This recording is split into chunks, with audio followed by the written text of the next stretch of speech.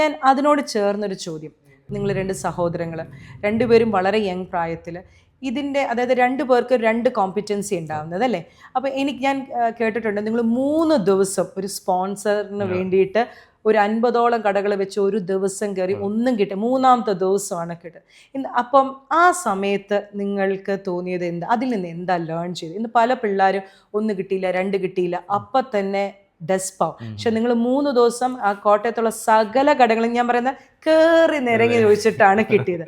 So yes, ആ ഒരു failure, അതുപോലെ തന്നെ എനിക്ക് 28 ലക്ഷം രൂപ നഷ്ടം വന്നു അല്ലേ? നിങ്ങൾക്ക് മെറ്റേന്ന് കിട്ടിയ ഫുൾ ഫണ്ട് നിങ്ങൾക്ക് ഒരു ഇതിൽ ഡ്യൂഡ് ആപ്പ് തുടങ്ങി, ആ ഫെയിലിയറിൽ നിന്നും what did you learn? Core competition എന്ന് വെച്ചാൽ ഈ പറഞ്ഞ നല്ല, അപ്പോൾ അത് ഒരു ബിസിനസ് ഒരു കോ ഫൗണ്ടേഴ്സ് കാണും, മിക്കവാറും 2-3 പേരൊക്കെ കാണും. ബ്രദേഴ്സ് ആയിട്ടുള്ള ഒത്തിരി കമ്പനീസ് സക്സസ്ഫുൾ ആയിട്ടുണ്ട്. അതായത് ഫ്ലിപ്കാർട്ടും എനിക്കൊന്നൊക്കെ ബ്രദേഴ്സിൻ്റെ ആണെന്ന് തോന്നുന്നു. അപ്പോൾ അങ്ങനെ ഒത്തിരി കോമ്പിനേഷൻസ് നടന്നിട്ടുണ്ട്. അപ്പോൾ എപ്പോഴും രണ്ടുപേരെ കോംപ്ലിമെൻറ്റ് ചെയ്യുന്ന സ്കിൽസാണ് എപ്പോഴും വർക്കൗട്ട് ചെയ്യുന്നത്. എക്സാക്ട്ലി ചോദിച്ചു കഴിഞ്ഞാൽ ഇപ്പം ഞാനാണെങ്കിൽ മേ ബി ഈ പറഞ്ഞ എനിക്ക് ഈ ടെക്നോളജി ഇച്ചിരി താല്പര്യമുണ്ട്. അപ്പം ടെക്നോളജി വൈസ് പുതിയ കാര്യങ്ങളൊക്കെ പഠിക്കാനും പിന്നെ മാർക്കറ്റിങ്ങും എനിക്ക് ഭയങ്കര പാഷനാണ്. അപ്പോൾ ഈ 2 കാര്യങ്ങളും ആണ് എനിക്ക് കോൺട്രിബ്യൂട്ട് ചെയ്യാൻ പറ്റുന്നത്. ടെൽസൺ എന്ന് വെച്ചിട്ടൂടെ ഞാനൊരു ഇൻട്രോവേർട്ടാണ്, ടെൽസൺ എന്ന് വെച്ചാൽ ഇച്ചിരി എക്സ്ട്രോവേർട്ടാണ്. ആൾക്കാരെ ഇച്ചിരി ഹാൻഡിൽ ചെയ്യാൻ പറ്റും. അപ്പം ടെൽസൺ ഇപ്പോൾ ഹാൻഡിൽ ചെയ്യുന്ന ഓപ്പറേഷൻസാണ്, ലൈക്ക് കമ്പനിയുടെ ഡേ ടു ഡേ കാര്യങ്ങളിലുള്ള ആൾക്കാരെ മാനേജ് ചെയ്യുന്നതും എല്ലാം ടെൽസനാണ്.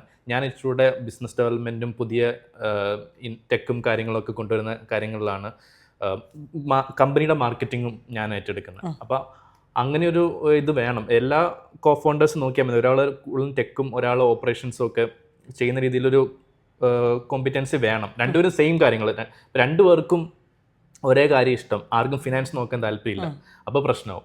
ആരെങ്കിലും എന്തെങ്കിലുമൊക്കെ റോൾസ് ഏറ്റെടുക്കണം. പിന്നെ 2 പേരും ഒത്തിരി അങ്ങോട്ടും ഇങ്ങോട്ടും മൈക്രോ മാനേജ് ചെയ്യാനൊന്നും പോകാതിരിക്കുകയും വേണം. കറക്റ്റ് ഒരു കൃത്യമായിട്ടുള്ളൊരു റെസ്പോൺസിബിലിറ്റിയും വേണം. Job SOP.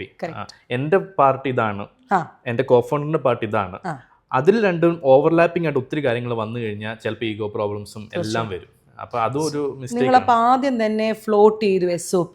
കാരണം ഇത് പല ഓൺടർപ്രണേഴ്സും ചെയ്യാത്തൊരു സാധനം. അതുപോലെ തന്നെ ഈ ഓൺടർപ്രണേഴ്സ്, അച്ഛനൊരു മിലിറ്ററിയിൽ നിന്നാണ്, അമ്മ ഒരു നേഴ്സായിരുന്നു. തികച്ചും എനിക്കൊന്ന് ബിസിനസ് ബാക്ക്ഗ്രൗണ്ട് ഇല്ലാത്തൊരു ഫാമിലിയിൽ നിന്നാണ്. അപ്പോൾ ആരാണ് നിങ്ങളെ മെൻറ്റർ ചെയ്യുന്നത്, ഗൈഡ് ചെയ്യുന്നത്? അതോ നിങ്ങൾ എങ്ങനെയാണ്, how do you come up with this? എല്ലാം ബിസിനസ്സിന് മെൻറ്റേഴ്സ് അത്യാവശ്യമാണ്. പക്ഷെ ഞങ്ങളുടെ കേസിൽ ഈ പറഞ്ഞ മെൻറ്റർഷിപ്പ് എന്ന് പറഞ്ഞ ഇപ്പം ഞങ്ങളുടെ ക്ലയൻസ് ഞങ്ങളുടെ മെൻറ്റർ ആയിട്ടുണ്ട്. ഇപ്പോൾ പറഞ്ഞ ഫസ്റ്റ് ക്ലയൻറ്റ് ഓക്സിജൻ, അതിൽ സെറിൻ എന്ന് പറഞ്ഞ ഒരാൾ ഞങ്ങളുടെ മെൻറ്ററായിരുന്നു. ഞങ്ങളോടും പറഞ്ഞു തരും ചില കാര്യങ്ങൾ. ഞങ്ങൾക്ക് ഈ ഡിജിറ്റൽ മാർക്കറ്റിംഗ് മാത്രമേ അറിയത്തുള്ളൂ, ബാക്കിയുള്ള കാര്യങ്ങളൊന്നും, കാരണം ഭയങ്കര ചെറുപ്പമായിരുന്നല്ലോ, ചെറിയ ചെറിയ കാര്യങ്ങൾ പുള്ളി പറഞ്ഞു തരുമായിരുന്നു.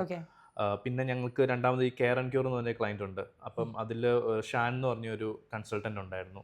അത് ഞങ്ങളുടെ one of the earliest client. പുള്ളിയും ഞങ്ങളെ കുറേ ഹെൽപ്പ് ഔട്ട് ചെയ്തിട്ടുണ്ട്. പുള്ളിയുടെ ബിസിനസ്സിലും ഞങ്ങൾക്ക് കുറേ എക്സ്പെരിമെൻറ്റ് ചെയ്യാൻ സഹായിച്ചിട്ടുണ്ട്. പിന്നെ റീസെൻ്റ്ലി ഇപ്പം ഞങ്ങൾ മഞ്ജിത് സാർ ഞങ്ങളുടെ CEO ആയിട്ട് ഓൺ ബോർഡ് ആയിട്ടുണ്ട് ലാസ്റ്റ് ഇയറിൽ. അപ്പോൾ മഞ്ജിത് സാറും CMO. അതെ. അപ്പം Manjith sir like he's like so elder to us. I mean അത്രയും വിസ്ഡവും എല്ലാം ഉണ്ടല്ലോ. തീർച്ചയായിട്ടും. അപ്പം ഞങ്ങൾ സ്റ്റിൽ ഇൻ അവർ 20s ആണ്. എൻ്റെ ചേട്ടനൊക്കെ 30-ലോട്ട് കയറാൻ പോകുന്നേ ഉള്ളൂ. അപ്പം ഞങ്ങളൊക്കെ ഡബിൾ എക്സ്പീരിയൻസ് ഉണ്ട് റിയൽ വേൾഡിൽ. അപ്പോൾ അതിൽ ചില കാര്യങ്ങൾ ഞങ്ങൾക്ക് നല്ല രീതിയിൽ ഇൻപുട്ട് വരുന്നുണ്ട്. സോ അപ്പോൾ അങ്ങനെ പിന്നെ എല്ലാവരും തന്നെ ലോകം തന്നെ മെൻറ്ററാണ് നമ്മുടെ. എല്ലാവരും നമ്മൾ കണ്ടാണ് എല്ലാം പഠിക്കുന്നത്. അതുപോലെ തന്നെ ജേസൺ, ഞാൻ വേറൊരു കാര്യം ചെയ്യും, ഇന്ന് നിങ്ങൾ ഹയർ ചെയ്യുന്നുണ്ട്, പ്രത്യേകിച്ച് AI ഇതിലാണ് നിങ്ങൾ വർക്ക് ചെയ്യുന്നത്. പ്രത്യേകിച്ച് ഞങ്ങളൊരു ബിസിനസ് സ്കൂൾ ആകുമ്പോഴത്തേക്കും ഇന്ന് നിങ്ങൾ നോക്കുന്ന എംപ്ലോയബിലിറ്റി എന്ന് പറയുമ്പോൾ, നിങ്ങളൊരാളെ ഹയർ ചെയ്യുമ്പോൾ എന്തൊക്കെ കാര്യങ്ങളാണ് നോക്കുന്നത്? പോയിന്റ് നമ്പർ 1, മാർക്കറ്റിങ്ങിൽ ഇന്ന് എന്തൊക്കെയാണ് ട്രെൻഡ് ആയിട്ടുള്ള, അല്ലെങ്കിൽ എന്ത് പഠിച്ച്, പണ്ട് നമ്മൾ പറയും ഫിലിപ്പ് കോട്ട്ലറിൻ്റെ ഒരു ബുക്ക്, ഞാനൊക്കെ പഠിക്കുമ്പോൾ ഫിലിപ്പ് കോട്ട്ലറാണ് ഞങ്ങളുടെ ബൈബിൾ എന്ന് പറയുന്നത്, 4P7. ഇന്ന് എന്താണ് പഠിച്ചിറങ്ങുന്ന ഒരു MBA-കാരൻ അറിയേണ്ടത്? പ്രത്യേകിച്ച് ഞാനൊരു MBA കോളേജ് റൺ ചെയ്യുമ്പോൾ എന്തെല്ലാമാണ് അവൻ അപ്ഡേറ്റ് ആയിട്ട് മാർക്കറ്റിങ്ങിൽ പഠിച്ചു, അല്ലെങ്കിൽ ഞാൻ മാർക്കറ്റിംഗ് ഡൊമൈൻ എക്സ്പേർട്ട് എന്ന് പറയാം, അവൻ എന്തൊക്കെ അറിഞ്ഞിരിക്കണം? ഫസ്റ്റ് ഓഫ് ഓൾ എല്ലാത്തിനേക്കാളും വൺ ആറ്റിറ്റ്യൂഡാണ്. തീർച്ചയായിട്ടും. പിന്നെ ഒരു ഫയർ ഇൻ ദ ബെല്ലി ഇല്ലേ. ഇപ്പം എനിക്ക് ഞാൻ മാർക്കറ്റിംഗ് പഠിച്ചുകൊണ്ട് ഞാൻ എങ്ങനെയെങ്കിലും ഒരു മാർക്കറ്റിംഗ് റോളിൽ കയറണം അങ്ങനെ വിചാരിച്ചു കഴിഞ്ഞാൽ ഏത് ഫീൽഡും പോലെ നമ്മൾ സക്സസ് ആകത്തില്ല. എനിക്ക് മാർക്കറ്റിങ്ങിൽ ഒരു പ്രൂവ് ചെയ്യണം, എൻ്റെ സിഗ്നേച്ചർ അവിടെ ഇടണം, എനിക്ക് മാർക്കറ്റിങ്ങിൽ ഒരു പാഷൻ ഉണ്ടെന്നുള്ളൊരു കാര്യം ഉള്ളവരാണ് ഇതിലോട്ട് വരേണ്ടത്. വന്നു കഴിഞ്ഞിട്ട് നല്ല ആറ്റിറ്റ്യൂഡ് ഉണ്ടെങ്കിൽ ലേണിംഗ് ഇതാണ്. പ്രത്യേകിച്ച് ഇപ്പം എന്ന് വെച്ചാൽ ഭയങ്കര ഡൈനാമിക്കാണ്. ലൈക്ക് എല്ലാ വീക്കിലും ഒരു അപ്ഡേറ്റ്സ് വരും. തീർച്ചയായിട്ടും. അപ്പോൾ അതെല്ലാം ഫോളോ ചെയ്തിരിക്കണം.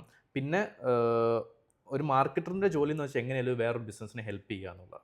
സ്വന്തം മേ ബി നിങ്ങൾ വർക്ക് ചെയ്യുന്ന ബിസിനസ്സിന് കൂടുതൽ സെയിൽസ് കൊണ്ടുവരിക, അതായിരിക്കണം നിങ്ങളുടെ ഏറ്റവും വലിയ മോട്ടീവ്.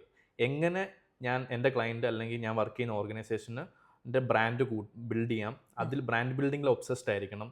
സെയിൽസിൻ്റെ കാര്യത്തിൽ എങ്ങനെ കൂട്ടിയെടുക്കാം, ആ ഒരു ടച്ച് നിങ്ങൾ ഇറേപ്ലേസിബിൾ ആണെന്നുള്ളൊരു ഫീലിംഗ് കൊണ്ടുവരണം. ബിക്കോസ് സാധാരണ ഒരു 9 to 5 ജോബിൽ ചെയ്യുന്ന പോലത്തെ ടാസ്ക് മാത്രം ചെയ്ത് വീട്ടിൽ പോകുന്നതിനെ എപ്പോഴും നമുക്ക് ഒരു വേറൊരു ഓപ്പണിംഗ് ഇട്ട് മാറ്റാൻ പറ്റും. അതിന് പകരം ഒരു എക്സ്ട്രാ ഒരു സാധനം, ഒരു മൈല്. ചിലപ്പോൾ നിങ്ങളുടെ ബോസ് നിങ്ങളോട് പറയാത്തൊരു കാര്യം നിങ്ങൾ ശ്രദ്ധിച്ച് അങ്ങോട്ട് പോയി പറയുന്നു, റൈറ്റ്? പ്രൊആക്റ്റീവായിട്ട് ഇങ്ങനെ ചെയ്യേണ്ടത്. ചിലപ്പോൾ ബോസ് പറയുന്ന അല്ലെങ്കിൽ നിങ്ങളുടെ മാനേജർ പറയുന്ന കാര്യങ്ങൾ ചിലപ്പം അത് എന്തെങ്കിലും മിസ്റ്റേക്സ് ഉണ്ടെങ്കിൽ അതും വേണമെങ്കിൽ ഒഫൻസീവായിട്ടല്ലാതെ അത് ഇങ്ങനെ ഒരു ചെറിയൊരു കാര്യമില്ലേ. ഇപ്പോഴത്തെ എൻ്റെ ഒരു മേ ബി നിങ്ങളൊരു യങ്സ്റ്റർ ആയിരിക്കും, അപ്പോൾ നിങ്ങളുടെ ബോസോ മാനേജർ ഒരു 40s or 50s ആണെങ്കിൽ ആ രീതി മാത്രമായിരിക്കും ചിന്തിക്കുന്നത്. അപ്പോൾ ഒരു കാര്യം, ഒരു പുതിയൊരു പ്രൊഡക്റ്റ് ലോഞ്ച് ചെയ്യുമ്പോൾ വേണമെങ്കിൽ പോയി പറയാം, അതെ ഞങ്ങളുടെ ബിലോ 30s ഇങ്ങനത്തെ ഒരു രീതിയുണ്ട്, സോ ഞങ്ങൾക്ക് ആ ഒരു ആംഗിളും കൂടെ പിടിച്ചാലോ, അങ്ങനെ ഒരു എന്തെങ്കിലും ഒരു നമ്മുടെ കയ്യിൽ കിട്ടണം. അല്ലാതെ അവർ മാത്രം പറയുന്ന ടാസ്ക് മാത്രം ചെയ്ത് പോയി കഴിഞ്ഞാൽ യു ആർ റീപ്ലേസബിൾ. പ്രത്യേകിച്ച് എ കൂടെ ഉള്ളപ്പം. തീർച്ചയായും ഇപ്പം എനെ വെച്ചിട്ട് കുറേ കാര്യങ്ങൾ ചെയ്യാൻ പറ്റുന്നുണ്ട്. ക്ലറിക്കൽ ജോബ്സ് ഒക്കെ